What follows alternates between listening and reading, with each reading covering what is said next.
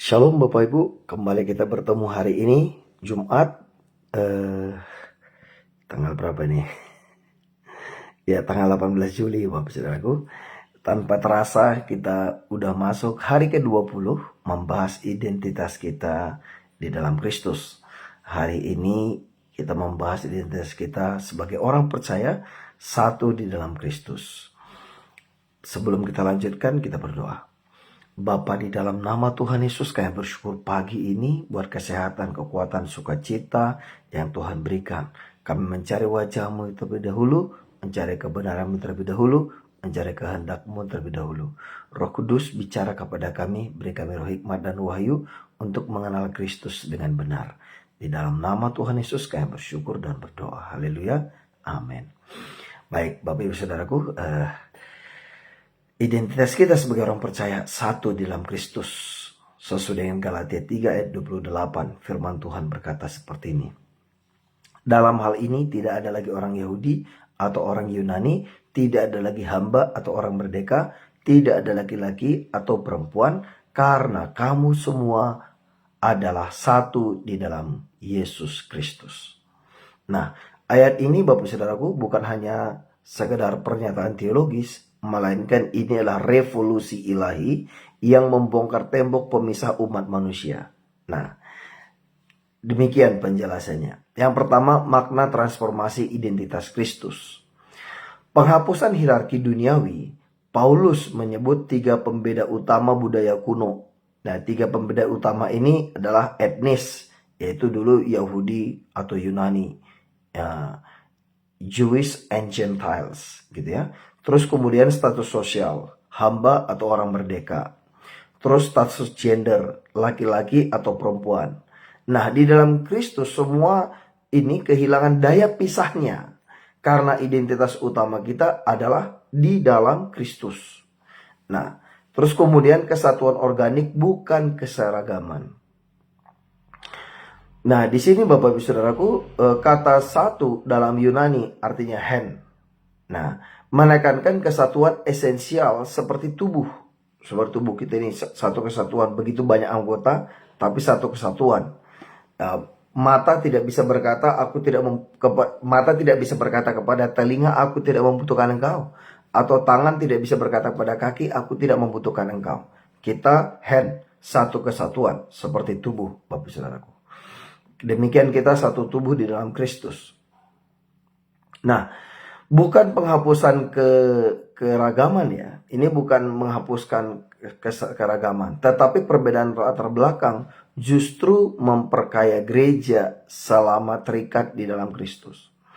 Ya, kita nggak bisa memilih kita lahir di etnis mana atau di suku bangsa mana.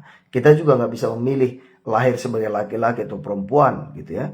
Itu adalah hak prerogatifnya Tuhan di mana kita dilahirkan, Bapak Saudaraku. Nah, karena itu bagaimana respons terhadap legalisme? Nah, surat Galatia ini ditulis untuk melawan ajaran palsu yang mewajibkan ritual Yahudi. Nah, di mana harus, contoh umpamanya harus disunat seperti itu.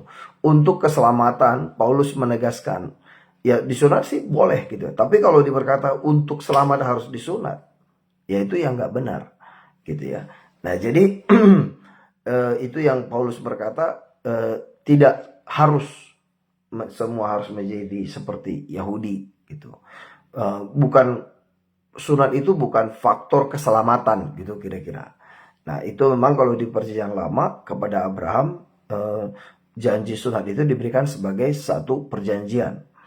Nah, dan semua itu masuk di dalam hukum Taurat. Tetapi di dalam Kristus itu bukan lagi sebuah perjanjian, bukan sebuah jaminan keselamatan gitu. Tapi yang membuat kita selamat ada di dalam Kristus. Nah, jadi itu salah satunya Bapak Saudara. Jadi keselamatan itu, Paulus menegaskan keselamatan itu hanya ada di dalam iman melalui Yesus Kristus. Keselamatan ada dalam Yesus melalui iman. Nah, sehingga tidak ada kelompok yang bisa mengklaim, oh kami adalah kelompok yang paling istimewa. Enggak ada yang lebih istimewa. Semuanya kita di dalam Kristus ya sama.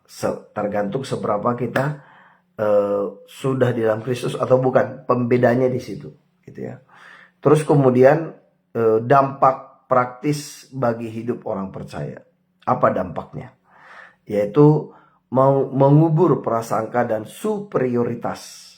Nah, mengubur prasangka ya, dan juga superioritas, merasa lebih super gitu maksudnya.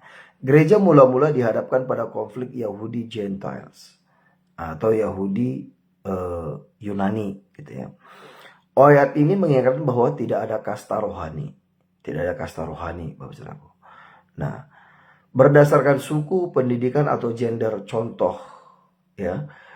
Filemon dan Onesimus itu mereka mantan budak, namun dipersatukan kembali dengan bos mereka sebagai saudara seiman. Itu yang Paulus juga tekankan kepada Filemon gitu ya, dan juga Onesimus. Kemudian yang kedua, memulihkan martabat manusia. Nah, budak di Kekaisaran Romawi itu dianggap sebagai properti.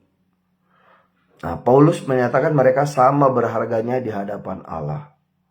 Yaitu orang budak dan orang merdeka di hadapan Tuhan itu sama. Cuman manusia kan membeda-bedakan kasta. Oh, ini kasta budak nih, ini orang miskin nih, ini nggak berpendidikan atau apa begitu ya. Manusia, tapi di dalam Kristus, Paulus juga menegaskan enggak, semua di hadapan Tuhan itu sama aja. Nah, terus kemudian perempuan. Dalam budaya patriarkal, ayat ini menjadi dasar pelayanan perempuan seperti Pebe, Priska, dan juga Junia. Itu di dalam Roma 16 ayat 1, 3, dan 7.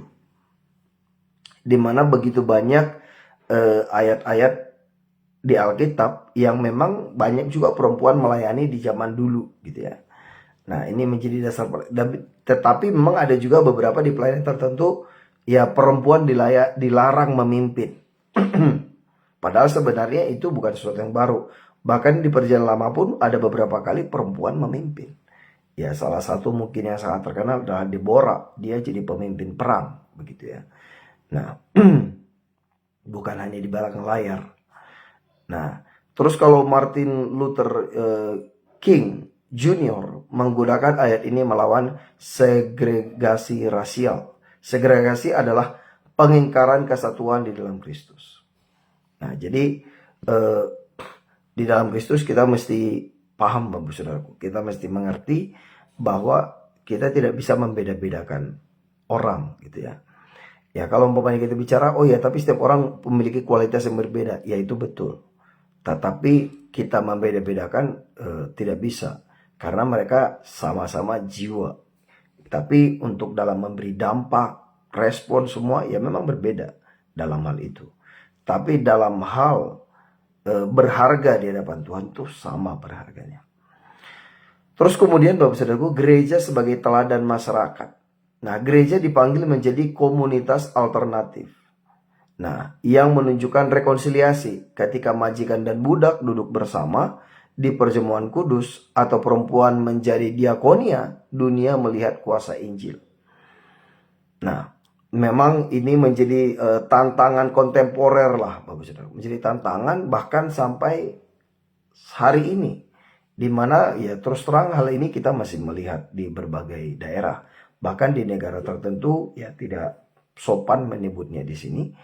Ya memang kalau hamba Tuhannya itu dari keluarga terpandang, rata-rata orang-orang terpandang ke gereja itu. Dan kemudian juga ada memang dari latar belakang keluarga dari kasta tertentu. Ya itu yang memang kurang lebih yang sejenis yang akan datang ke gereja itu. Saya melihat itu, wow. Dulu saya melihat tidak menyadari sampai ada beberapa hamba Tuhan menyatakan seperti itu, dan setelah saya lihat iya beda memang. Ya di Indonesia nggak terlalu, ada sih ya ada, tapi tidak terlalu, Bapak Saudara. Tidak terlalu.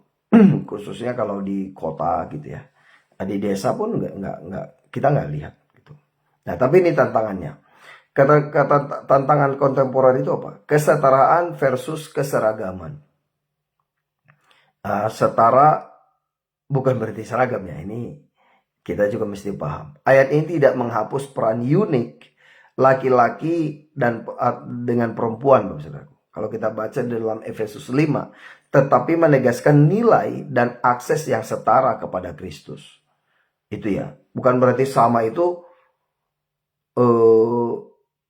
seragam gitu, bukan, tapi itu aksesnya dengan Kristus itu sama, bobotnya, kesempatannya sama gitu. Jadi itu yang disebutkan itu nilai akses, nilai dan akses yang setara, nilai dan akses setara kepada Kristus, Bapak Saudara. Terus kemudian hanya ini, hanya untuk orang percaya di dalam Kristus, bukan kesetaraan universal tanpa iman, melainkan anugerah bagi mereka yang menerima Kristus. Nah, kemudian juga ini juga adalah eksklusivitas iman, yaitu kesatuan ini, kesatuan di dalam iman, Bapak Saudaraku. Jadi untuk orang percaya. Dan kemudian ada juga kritik sejarah terhadap gereja karena ada penghapusan budak gitu ya. Ya dimana Alkitab versi budak gitu. Dimana sengaja menghapus Galatia 3 ayat 28. Ya kalau 200 tahun lalu itu kan ya mungkin sampai 50 tahun ke belakang itu ya perbudakan itu masih kental sekali ya. Jadi itu yang beberapa orang coba untuk menghapusnya, termasuk Martin Luther Jr. dan beberapa hamba-hamba Tuhan lain lah yang berusaha untuk memperjuangkan kesetaraan ini gitu. Dan puji Tuhan ya sekarang sudah banyak orang menyadari semua orang itu berharga. Walaupun masih ada praktek-praktek yang diskriminasi itu sulit untuk menghapuskan 100%.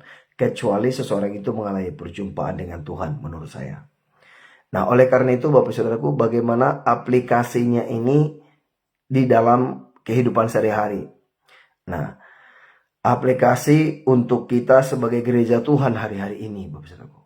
Nah yaitu praktek inklusivitas. Nah undanglah semua kalangan dalam pelayanan. Ya seperti penjaga sekolah, profesor, pemulung, eksekutif bersatu dalam kelompok kecil. Ya baik itu di dalam gereja atau dalam komsel. Kalau di kita sebutnya kompi ya, komunitas peduli. Nah jadi dalam komunitas kecil kita mau berkumpul, kita mau berdoa bersama. Bahkan juga sejarah satu kegerakan di Amerika. Justru kegerakan salah satu yang paling dahsyat yang pernah ada di dunia yang terkenal sampai hari ini di Azusa Street. Itu juga justru dari kalangan budak gitu ya. Kok saya bisa lupa ini nama hamba Tuhan ya. Kulit hitam tapi dia yang pertama-tama, maaf nama lupa saudaraku. Tapi ingat gitu, bahkan fotonya ingat namanya lupa. Dimana itu kegerakan kebenaran rohani salah satu yang paling spektakuler di abad 18 menjelang 19. Sekitar 120 tahun yang lalu. Nah itu luar biasa sekali. Nah jadi bahasa kesatuan itu kita ganti istilah gereja kami menjadi gereja Kristus. Ya, untuk mengikis sekretarisme gitu namanya apa nih? Sektarianisme Bapak Saudaraku ya, sekte-sekte gitulah, nggak ada pemisah-pemisah. Jadi kita nggak bilang oh ini gereja kami, bilang aja di gereja Kristus. Iya puji Tuhan ya kita juga selama ini udah mengembangkan istilah ini gereja Tuhan, gereja Kristus, open untuk semua orang. Ya kita bersyukur ya di dalam gereja yang Tuhan percayakan di Jakarta itu memang terbuka untuk semua orang. Ya sejak dari awal-awal kita Tuhan suruh merintis gereja, kita juga open. Banyak gereja lain juga gunakan gereja gedung kita. Kita juga tidak pernah klaim bahwa ini milik kita gitu. Tuhan percayakan kepada kita. Gitu ya Bapak Saudaraku. Jadi ini juga yang memang kita perjuangkan, kesatuan tubuh Kristus. Amin Bapak Saudaraku. Nah, oleh karena itu kita berdoa, kita buat komitmen dalam hati supaya Tuhan mengubah mata kita melihat sesama kita bukan dari kulitnya, bukan dari jabatannya, bukan dari gendernya, tetapi dari identitasnya di dalam Kristus. Nah, sehingga kita menghancurkan tembok prasangka di dalam hati kita. Tidak ada lagi perbedaan-perbedaan atau apa itu namanya ya, kasta-kasta di hati kita. Semua orang satu di dalam Kristus. Amin Bapak Saudaraku. Biar kiranya ini bisa menjadi berkat dan kita semakin mengenal Tuhan, mengasihi Tuhan, mengasihi sesama kita. Kita berdoa. Bapa, di dalam nama Tuhan Yesus kami bersyukur buat pagi ini. Terima kasih untuk firman-Mu bahwa kami satu di dalam Kristus, bahwa kami mengenal hati-Mu, dan bahwa untuk kami boleh mengasihi saudara-saudara kami. Terima kasih Bapa, kami bersyukur biar semua yang lemah dikuatkan, yang sakit disembuhkan, yang terikat dilepaskan. Kami terima berkat kami hari ini. Apapun yang kami sentuh berhasil dan beruntung, kami diberkati jadi saluran berkat bagi kota kami, bangsa kami, bahkan bagi bangsa-bangsa. Kami bersyukur Bapa, dalam nama Tuhan kami berdoa. Haleluya. Amin, amin, amin. Amin Bapak Saudaraku, selamat beraktivitas, selamat melayani. Tuhan Yesus memberkati. Shalom.